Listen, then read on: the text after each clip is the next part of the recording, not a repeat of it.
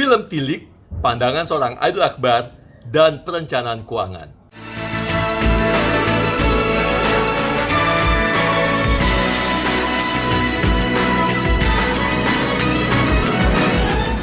Mulai dari minggu lalu, netizen dihebohkan dan banyak membahas sebuah film pendek berjudul Tilik.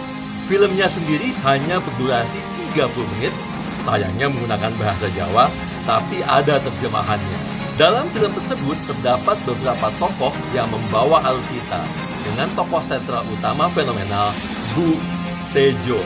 Dikisahkan, mereka sedang dalam perjalanan menggunakan sebuah truk untuk menjenguk Bu Lurah yang sedang sakit. Dalam perjalanan, mereka terlibat percakapan dan gosip hangat yang membumbui cerita. Dikisahkan, mereka sedang menceritakan seorang wanita muda bernama Dian yang tinggal di kampung mereka. Dian menjadi pertanyaan banyak orang karena baru bekerja tapi uangnya sudah banyak. Di sisi perencana keuangan, memang menjadi pertanyaan bagaimana seseorang yang baru bekerja tapi bisa mempunyai harta yang banyak kecuali dari warisan orang tuanya. Mengapa? Karena investasi memerlukan waktu untuk berkembang. Tidak bisa instan, tidak bisa mendadak. Sementara investasi juga mempunyai resiko.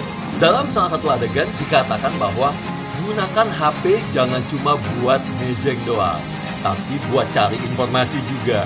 Sebagai seorang perencana keuangan, saya sangat setuju dengan statement tersebut. HP atau telepon pintar seharusnya membuat kita penggunanya menjadi lebih pintar. Pintar dalam menimba ilmu baru melalui internet, pintar juga dalam memulai bisnis baru melalui HP.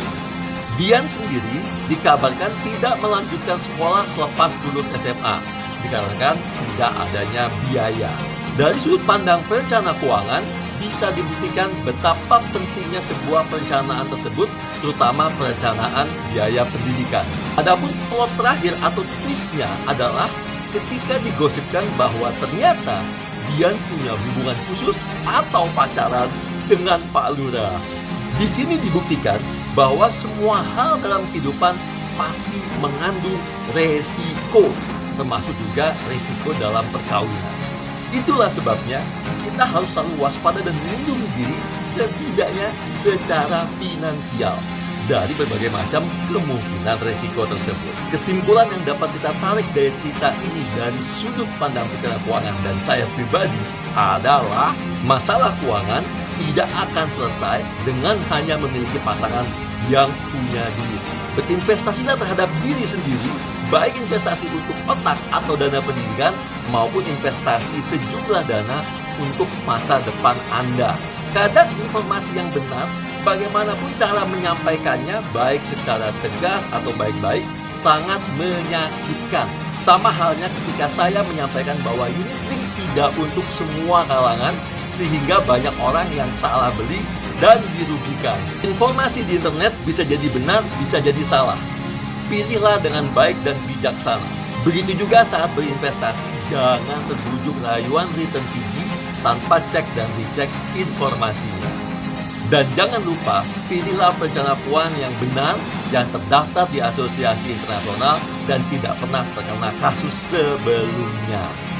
Bu Tejo, Bu Ning, Dian, dan ibu-ibu lainnya hanyalah sebuah kisah di antara kita. Tapi, banyak sekali nasihat dari film Tilik ini yang bisa kita jadikan pelajaran. Terima kasih atas perhatiannya. Kita jumpa lagi di video berikutnya.